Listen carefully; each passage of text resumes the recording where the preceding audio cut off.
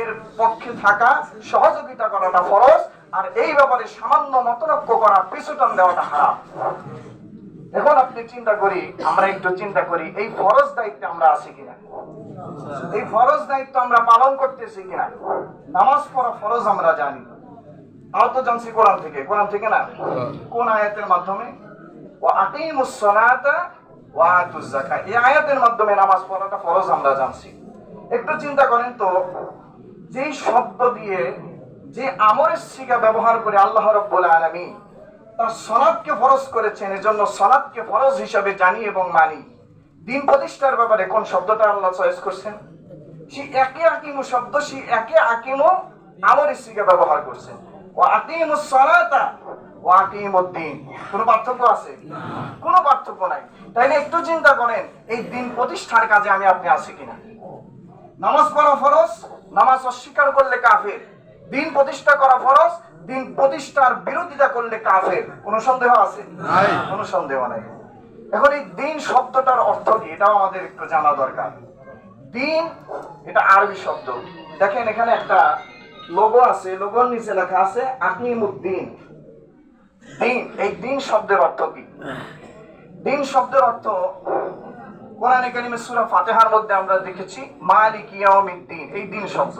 এখানে দিন দ্বারা আল্লাহ কিয়ামতের দিবসকে উদ্দেশ্য করেছেন, কিন্তু সব জায়গায় কিন্তু দিন দ্বারা কিয়ামতের দিবস উদ্দেশ্য নয়।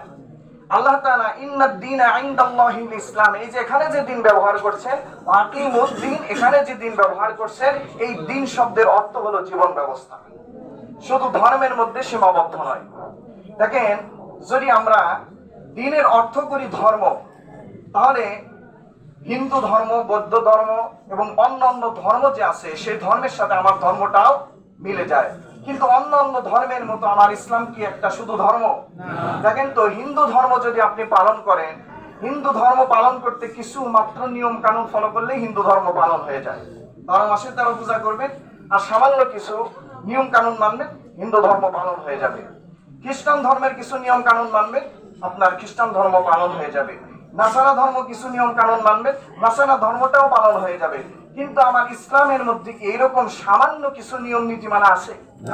নামাজ পড়ার জন্যই শুধু বিধিবিধান আছে? রোজা কিভাবে রাখতে হবে সেই বিধিবিধান আছে? যাকাত কিভাবে দিতে হবে নিতে হবে সেই বিধিবিধান আছে? নাকি আমার মানব জীবনের রান্নাঘর থেকে নিয়ে বঙ্গভবন পর্যন্ত জীবনের প্রতিটা ধাপে প্রতিটা কাজ সম্পাদন করার প্রতিটা নিয়ম নীতিমালা কোরআনে ইসলামে দেওয়া আছে? আপনি কিভাবে খানা খাবেন, কিভাবে চলবেন, কিভাবে উঠবেন, কিভাবে হাঁটবেন, কিভাবে কথা বলবেন, কার সাথে কিভাবে কথা বলবেন, এমনকি আপনার স্ত্রীর সঙ্গে কিভাবে মেলামেশা করবেন, তারও নিয়ম নীতিমালা ইসলামে আছে কিনা? তাহলে বলেন, হিন্দুদের ধর্মের মতো আমার ইসলামও কি শুধু ধর্ম না জীবন ব্যবস্থা? জীবন ব্যবস্থা না? এই জীবন ব্যবস্থাকে আমরা কি জীবন ব্যবস্থা হিসেবে মেনেছি, নাকি ইসলাম শুধুমাত্র তথাকথিত একটা ধর্ম হিসেবে মেনেছি? তথাকথিত ধর্ম হিসেবে মানার কারণেই নামাজ, রোজা, হজ, যাকাত মানলেই আমরা মনে করি আমি ইসলামের মধ্যে আছি, আর নিজের ব্যক্তিগত জীবন, পারিবারিক জীবন, রাষ্ট্রীয় জীবন, মানুষের তৈরি করা মতবাদ দিয়ে ফলো করার পরেও মনে করি আমি ইসলামের মধ্যে আছি, ঠিক না?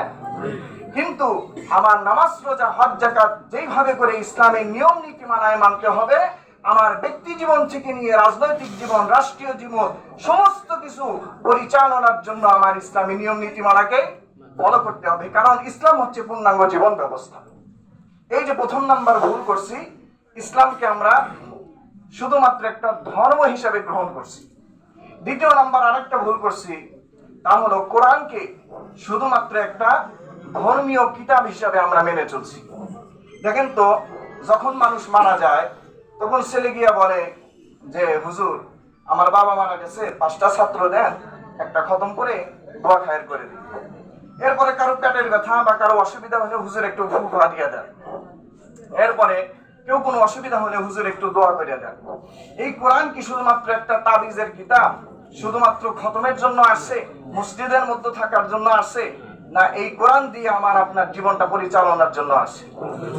একটু লক্ষ্য করেন, নামাজের ভেতরে আমরা কোরআন পড়ি না? নামাজের ভেতরে কোরআন না পড়লে কি নামাজ হবে?